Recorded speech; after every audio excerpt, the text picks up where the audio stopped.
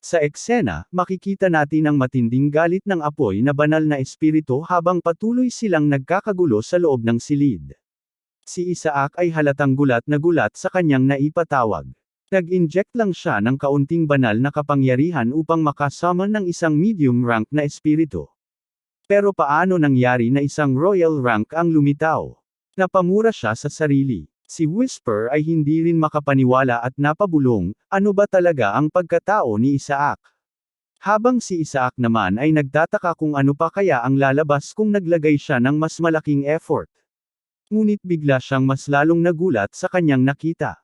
Ang banal na espiritu ay naglalabas ng anti-demonic flames. Sinabi ni Whisper kay Isaac na ito ay isang tiyak na apoy na nagpapalit ng mana upang maging banal na enerhiya. Masayang idinagdag ni Whisper na ito ay magiging malaking tulong kay Isaac. Sumang-ayon naman si Isaac, ngunit hindi pa rin niya alam kung paano niya mapapasunod ang espiritu.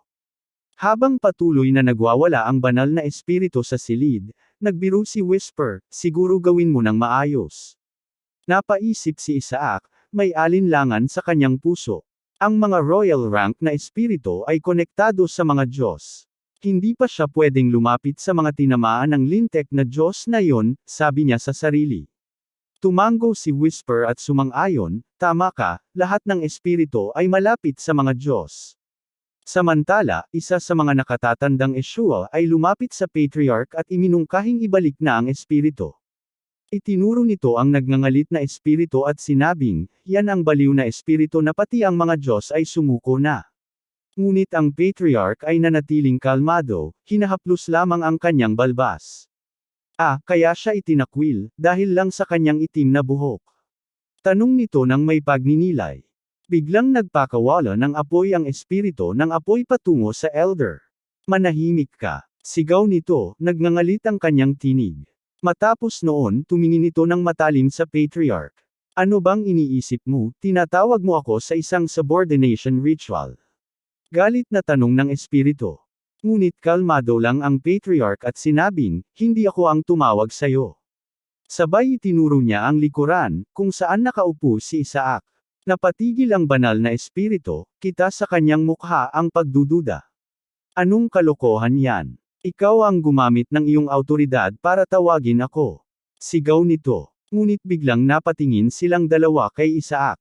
Dahil sa hindi inaasahang dahilan, nakita nilang gutom na gutom ang itsura nito. Napangiti si Isaac habang pinagmamasdan ang banal na espiritu.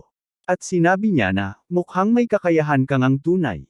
Isa kang espiritong may matinding puot sa mga Diyos, saktong-sakto, maaari kitang gamitin bilang pansala sa aking mana. Biglang naglabas ng apoy ang banal na espiritu at sinabi, kung talagang ikaw ang tumawag sa akin, wika ng espiritu, patutunayan mo. Kung ginawa mo ito sa pamamagitan ng ritual ng pagpapasakop, makakaligtas ka sa aking apoy. Isang mabilis na pagsalakay ang ginawa ng espiritu, at sa gitna ng lumalagablab na apoy, si Isaac ay napalibutan ng liwanag. Ngunit sa halip na matakot, muli siyang napatawa. Interesante. Nagulat ang lahat pati si Rinang nakitang pagsabog dahil sa pag-atake kay Isaac ng banal na espiritu. Pagkatapos noon napangiti lang ang banat na espiritu at sinabi na mas mabuting makatagpo siya ng mapayapang pagtatapos sa pamamagitan ng aking mga kamay nang bigla siyang napasigaw na ano yun. Laking gulat niya na si Isaac hindi man lang nagalusan or tinablan ng kanyang ataking apoy at si Isaac na mukhang uhaw na uhaw ay tinatawag ang banal na espiritu. Biglang nagsalita ang patriarch at sinabi sa banal na espiritu na, mukhang kumbinsido ka na ngayon. Ang maliit na batang ito ang tunay na tumawag sa iyo. Ika niya. Sa gitna ng tensyon, lumapit ang patriarch at inalok ang espiritu. May dalawang pagpipilian ka. Makipagkasundo kay Isaac, o tumanggi, ngunit tatanggapin ang kaparusahan. Ngunit parang hindi natinag ang banal na espiritu. Mataas ang tingin ng espiritu sa sarili at humalaklak. Isang espiritu na may ranggo tulad ko. Natatakot sa kaparusahan. Huwag mo akong pagtawanan. Sa halip, mas pinili niya ang isa pang opsyon. Nandito na rin lang ako, bakit hindi ko nalang sunugin ang buong angkan ng Joshua at bawiin ang aking kalayaan? Lumakas ang alab ng apoy habang nagbabanta, lalamunan ko ang inyong mga lupain. Ngunit bago pa siya makakilos, biglang dinakma siya ni Isaac. Nagulat ang mga matatanda. Huwag! Hindi mo dapat siya lumunin. Dagdag pa ng mga elder kay Isaac na, huwag mong gagawin ang ginawa mo noon. Nagsisigaw ang espiritu sa loob at sinsabi na, paano nyo ba talaga inalagaan ang batang ito, ha? Alam ba ninyo kung ano ang ginagawa niya sa kanyang kinakain? Sinabi pa ng espiritu na babalikan ko kayo, atras muna ako sa ngayon. Biglang napansin ni Isaac at nakilala agad ang kilos ng espiritu na gagamit ng teleportasyon. Nakatawang ginamit ng espiritu ang kanyang teleportasyon. Ngunit bago pa siya makaalis, bigla siyang nanlumo. Ano to? Hindi gumagana ang kanyang teleportasyon. Bigla-biglang napasigaw ang espiritu, anak ng ikaw, isa kang nilalang na may madilim na mana.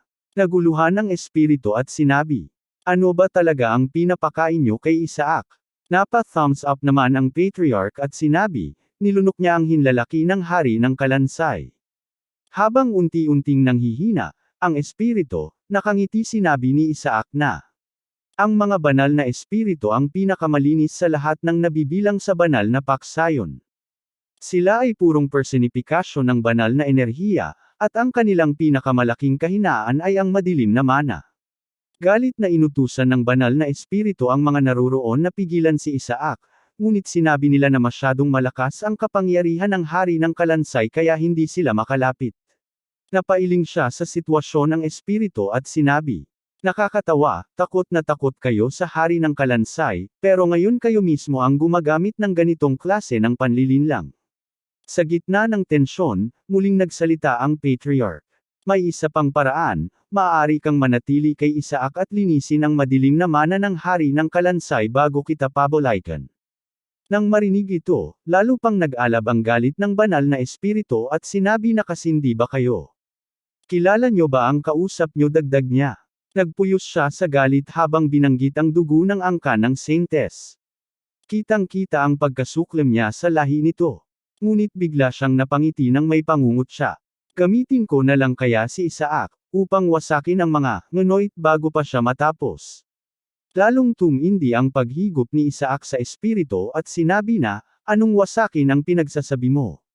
Napaiyak na sinabi ng espiritu na kailangan niya ng 4 na araw, basta iwan lang sila kasama si Isaac ng 4 na araw.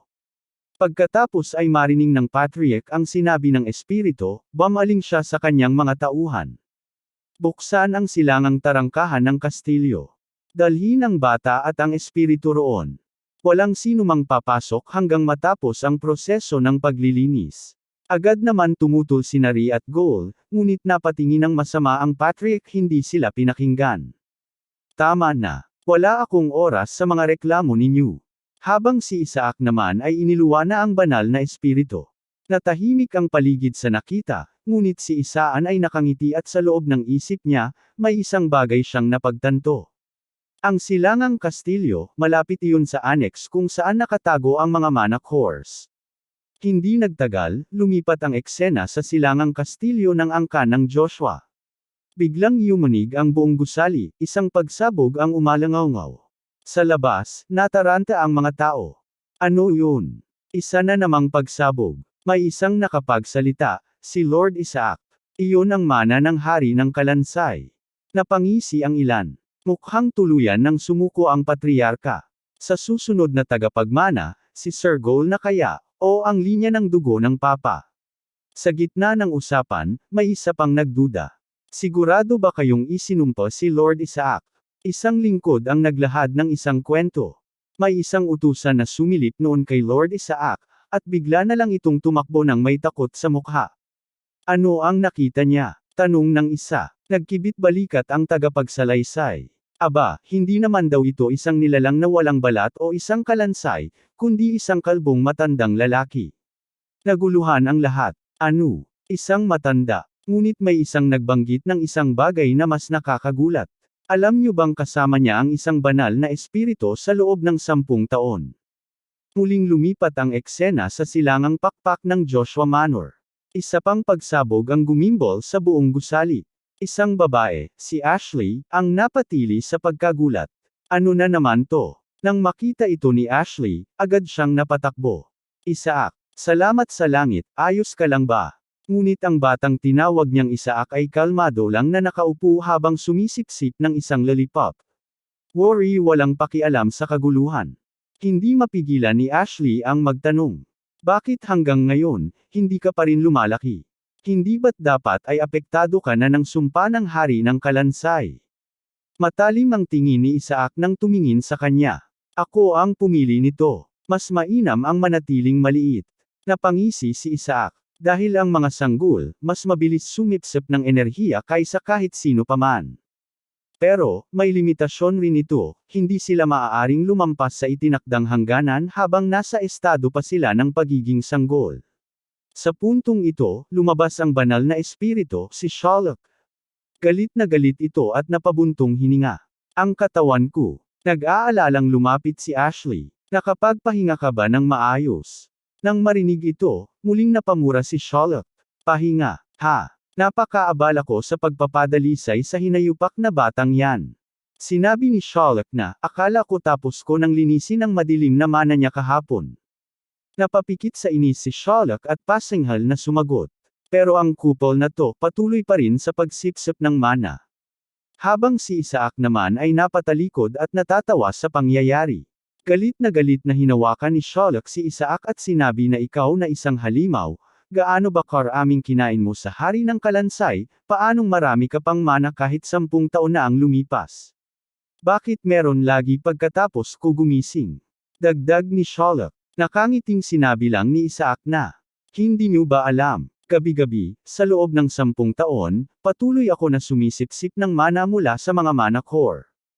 Dagdag ni Whisper. At hindi lang iyon, sa ilalim ng annex, may napakalaking reserba ng mana na hindi inaasahang nandoon.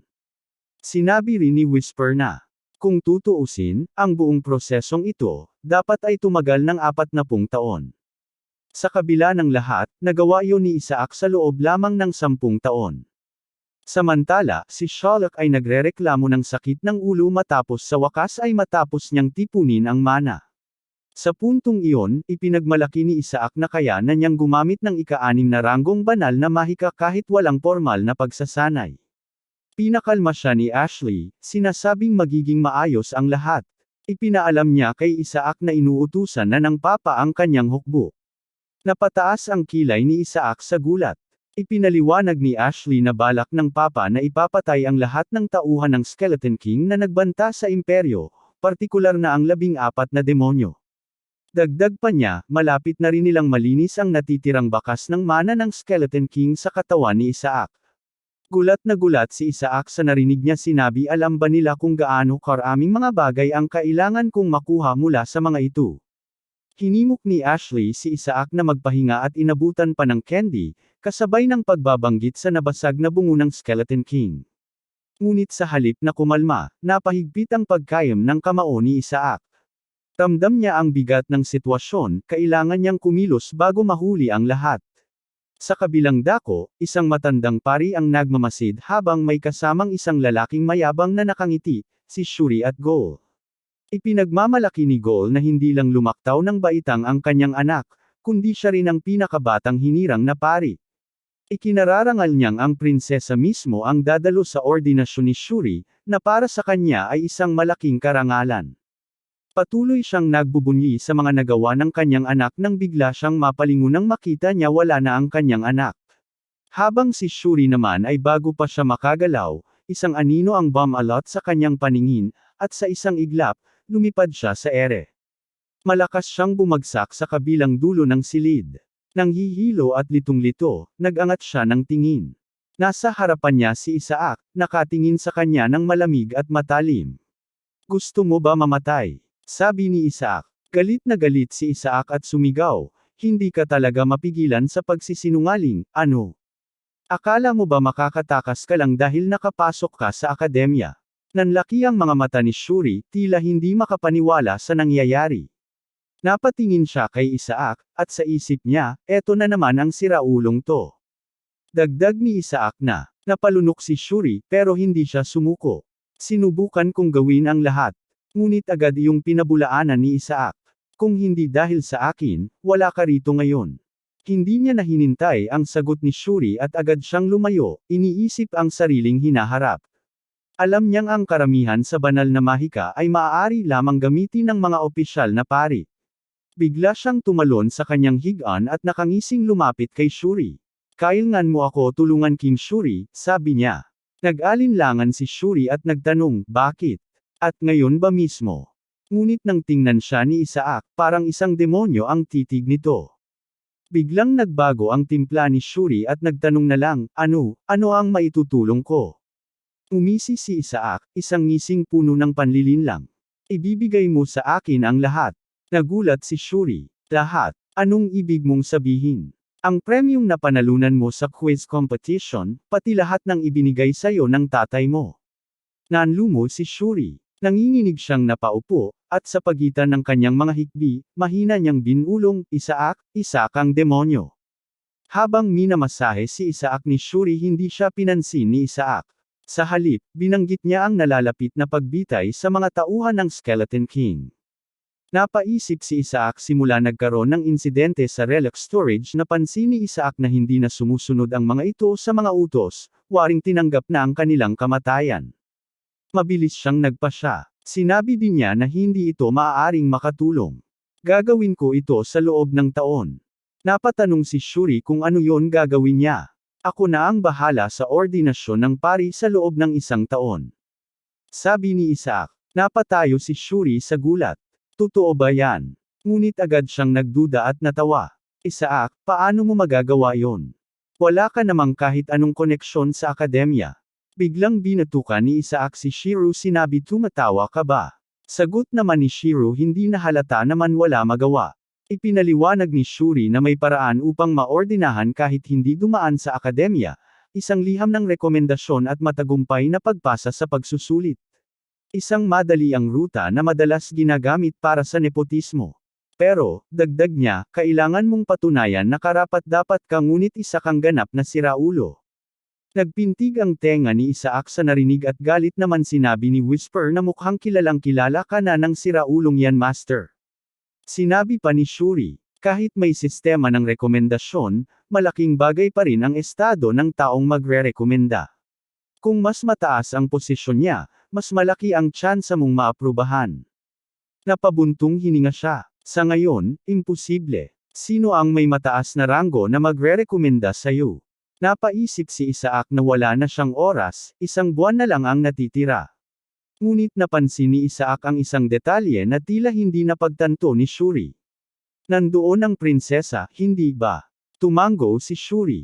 Napangisi si Isaac. Ang isang prinsesa ay may pinakamataas na posisyon sa lipunan.